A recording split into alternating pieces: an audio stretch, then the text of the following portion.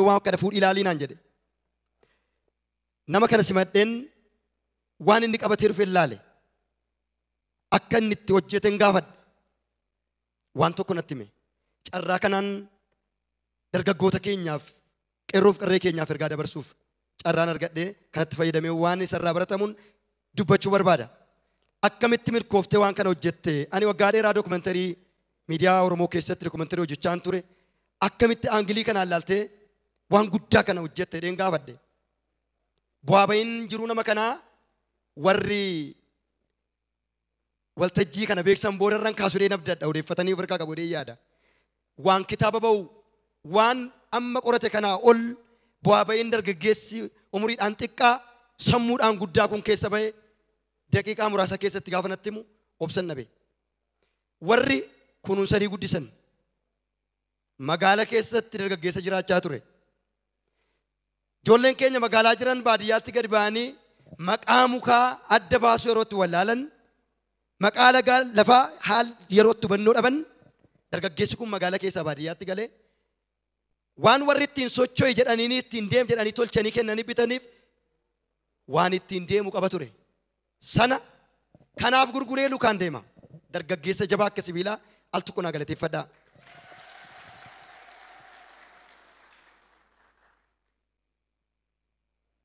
Gabrummaa iddaan buqqisnaa yoo dadhabne ilmatti guddisnaan ilma kakanaati horii bulii baga milkoofte siin jechuun barbaada. Waan qabutti daguggatee sammuu isaa keessaa dargaggeessi kun ogummaan inni baratee fi hojiin hojjete waladda walirraa fagoodha. Ogummaan inni barate saayinsii kompiitaraa saayinsii biraa bare garuu wanni inni hojjete waan aadaati waan aartiiti waan seenaati dookumentarii kana gulaali jedhee natti fide. Taa'ee ilaaleen akka ogeessa dookumentarii bara dheeraa hojjedhetti huba tokkoon keessaa dhabe. Na barsiiste ulfaadhu. Akkan eenyummaa koo sirriitti beeku. Siinqee dubbiin kun dubbii ateetee qofa miti. Booda irratti fiilmii irratti bal'inaan laaluuf jirtu. Dhimma obboleessi koo dargaggeessi kun qoratee fide dhimmichi qorannoodha, riisarchiidha.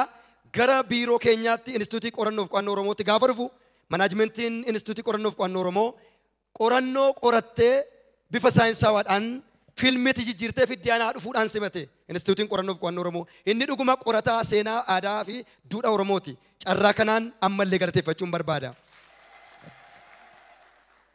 Waanan keessaa fuudhuun nabe irraan baradhe. Kanaaf dhumarratti wanta hin jechuu barbaadu dargaggoon keenya qeerroof qarreen akka roobsam waabee duudhaa keenya ganamaa kan akka galoo galaanaa kan akka nadhii dammaa fiilmii kanarratti arguuf jirtan baadiyyaa Oromiyaa keessa ciisee jira. Seenaa faana dhoofnu dursinaa Dunjaa Hawsan gaazexeessituun biyya Ameerikaa fi falmattuun mirga dhala namaa isin warri Oromoota warri Kush warri dukkana keessa teessanii Afrikaanotaaf ifa ibsitan warra Kaakileen fi Abaabileen keessan seenaa Afrikaanotaa jijjiiran isin warra kanarraa baga dhalattan jettee nu faarsite waggaa dheeraadhaan dura. Nuti warra seenaa akkanaa qabnu garuu immoo otuu qabnu faana dha'uu dadhabne. Dargaggoon akka roobsan waabee Oromiyaa keessa dargaggoo qeerroof qarreen jirru faana obboleessa keenyaa dhoofne seenaa fi aadaa duudhaa abbootii keenya ganamaa haa qorannu haa beeksisnu jechuun barbaada. Obboleessa koo baga milkooftee abbootiin qabeenyaa Oromoo carraa kanaan hayyoonni Oromoo warras keessatti qooda fudhatan kan akka Dr. Maammannamoo Leeniin Qutoofaa sin galateeffachuun barbaada. As keessatti hojiin sin hojjettan guddaadha. Hayyoonni keenya bakka jirru dargaggoota lafaa dhawaniif seenaa akkana hojjetan haa gargaarru haa utumnu. Abbootiin qabeenyaa keenya bakka jirrutti dargaggoo lafaa dhufaa akka kana hojii akkanaa warra hojjetan adamsinee bakka jiranii haa utumnu. Yoo tokko taane tabbinuun baanan jiru galaanni nu qaxxaamurra hin jiru tokkummaadhaan as geenyee ammas tokkummaan fuulduratti adeemnu horaa bulaa deebanaa ulfaadhaa jechuun barbaada.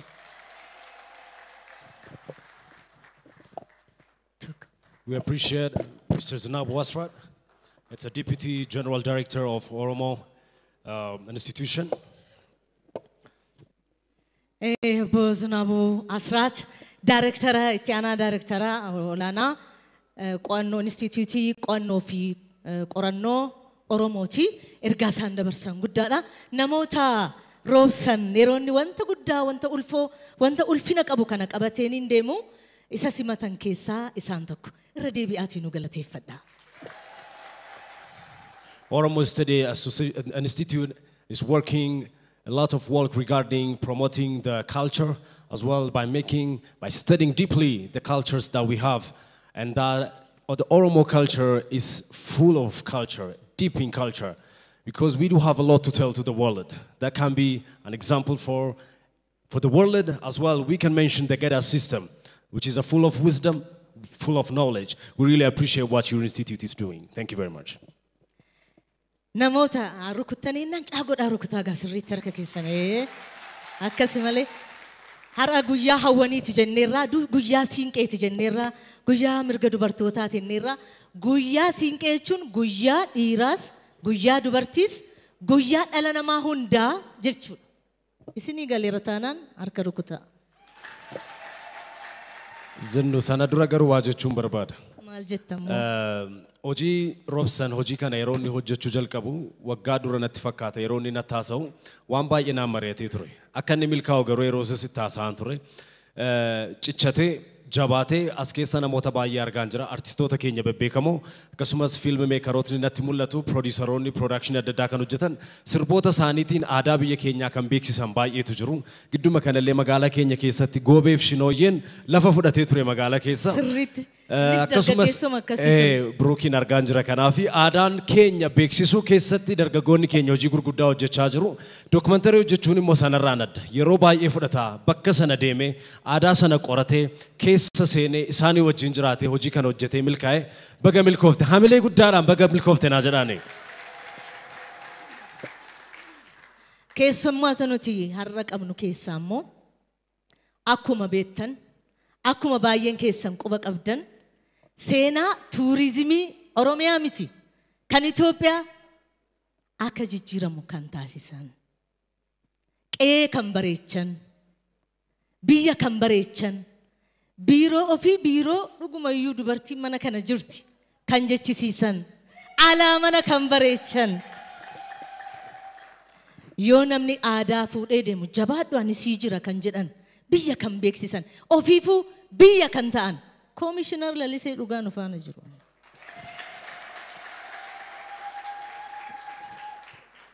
Oromia is rich in culture as well in tourism sites, in promoting in exploring the Oromo's tourism destinations and tourism sites. There is one commission and institution that has been doing an amazing job. And she's one example of the Sinke. And I don't have a power to call her Hadasinke, but I can give her a name because she has been doing a lot of work in promoting Oromo tourism sites, and not only Oromo's tourism sites, she's doing in promoting the tourism sites, the tourism resources that we have, in showing to the world. We do have an amazing, brave Commissioner Lalisee Dhugaa with us. Gara waltajjiitti kabaja guddaan kabaja olaanaan nu gaggeessa sagantaa kana ilaalchisuun sagantaan sun kan isaaniiti isaanis simatanii qooda keessaa qabu durattis galateeffateera Robson ergaa akka dabarsan kabaja olaanaan gara waltajjiitti affeerra.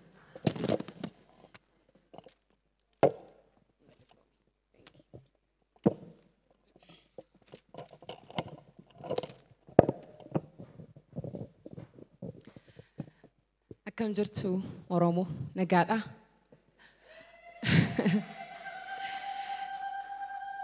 Haadholiin siinqee kana kaa'uu danda'a dubbachuuf akka naaf ta'u nan kaa'a ifama naaf qabi.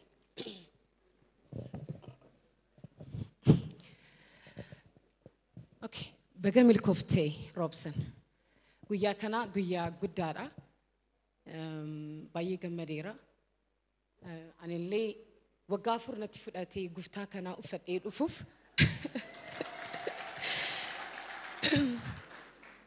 wayyaa hundumaa nan uffadha godinaalee Oromiyaa hundumaa nan uffadha garuu gaafa kan si komandoo uffadhu yeroo hundumaa ijoolleen koomentii qabu leelisee seeraadhaan uffadhu sirriitti kaawwadhu jedhuyyuu mana koo keessaa Komishinii Turizimii Oromiyaa keessaa ambaasaaddaraa aadaa keenya kan taate nama guddaa tokkoon qaba. Addis Araa as keessa jirti. Addee Saaraa har'a sirriitti natti uffatte na uffatte natti uffiste nan bareeda miti Oromoon bareedaadha qabeenya keenyas bareedaadha baay'ee isiniin jaaladha baay'ee gammadeera you know today is very symbolic nu giddus international organizations I want to say welcome thank you for coming. I know I have invited a few of them. Let me say just a few words and now I'll switch, okay? Dr. Siani, I know you have invited few diplomatic communities and also few scholars in gender studies and development. And also others, I think you have invited few of international communities. I want to say thank you so much for coming. Thank you for recognizing our culture. And this is a testament that Gada system encompasses everything, nature and humanity, and a philosophy that is that encompasses everything. So today you will witness through a wonderful work of Robson Wabi, and I just wanted to say thank you, just in recognition of your presence today.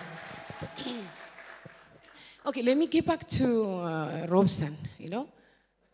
Ani akka hoggantu tokko especially not akka hoggantu tokko garu akka nama Oromoo tokko akka dubartii Oromoo tokko gaafa aadaa koo gaafa afaan keenya ani illee kuno fayyisan jira waa'ee afaan keenya caaluma garu waa'ee aadaa keenya namoonni gara konnaa fidanii caal jedhee ilaaluu hin danda'u.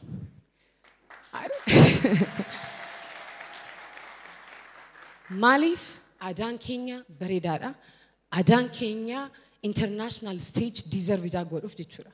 Achi keessa immoo namni ogummaa guddaa kan qabu akka Robson ilaalcha guddaa zeen talentii gaafa na qabu immoo and especially haadholiin siinqee aadaan keenya seenaan keenya seenaa fi seeraan maal akka fakkaatu warra agarsiisan innaa jiranii maalini talentii fi aadaa keenya and haadholiin siinqee wal simatan wal dhufanii jechuudha. Kanaafuu beautiful storytelling gaafa aadaan keenya seenaan keenya waan bareedaa kan ta'edhaan innaa ibsamu baay'een gammada kana keessas Robson and people like him and of course the hosts have recognized hostiin illee dubbateera kana keessa dargaggoon hedduun jira gaafa carraa argatanii gaafa namni balbala isaa banee koottaa maal harka keerraa qabdaa jedhee gaafa dhaggeeffadhu yeah you know what I mean so waan bareedaa kan ta'e isaan keessa ijoolleen keenya keessaan ba'aa jechuudha. Robsonis waan akkasii Commissioning Tourism Oromia you know gaafa tourism innaa dubbannu artiin music how you dress how you eat wanta ati nyaattu wanta ati uffattu wanti waan ati dubbattu namni ni ilaala jechuudha. Tourism jechuun kuno mana kana keessa guttanii bareedanii kan arginu kana jechuudha. So Robson baga gammadee akka Commission Tourism Oromiyaas filmis haa ta'u muuzikiin haa ta'u muuzikii keenya yoo ilaaltanii amma iddoo bareedaa keessa ijoolleen agarsiisaa jiru destinationii nuyi beeksisaa kan jalqabne kana caalamoo ifaa ta'ee akka addunyaaf mul'atu bareedaa ta'ee akka ilaalamu gochaa jiru. So music, film and also costume designs waan akkasii aadaa keenya sirriitti in ibsa nuummoo at least hamileen illee ijoollee wajjin in dhaabbanna isa qofaa miti especially Robson community'n hawaasaan keenya aadaa abbaa dodolaa kan jiranii duran illee destination tourismii ture amma xiqqoo qabbanaa'eera garuu iddoon inni filmii kan waraabii kana destination tourism akka ta'u community tourism village tokko mandara tokko ijaaruuf kaayyoofannee hojjechaa jirra abbaa gadaan ilaalaa jiru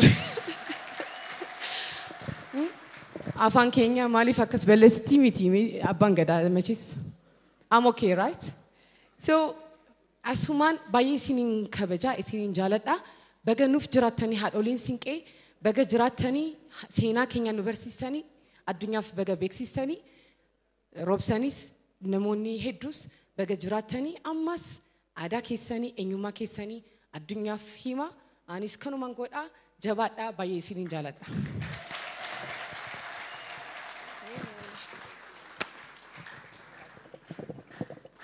Please give a round of applause for Commissioner Lalisee Duga.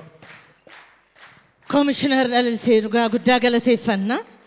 Ergaa cimaa dabarsanii afaan fooyyessaa dhufanii inni baranaa kun ajaa'iba. Harka rukuttanii fi akkasin turre nama jajjabeessaa. Baay'ee guddaa galateeffanna hunda jara.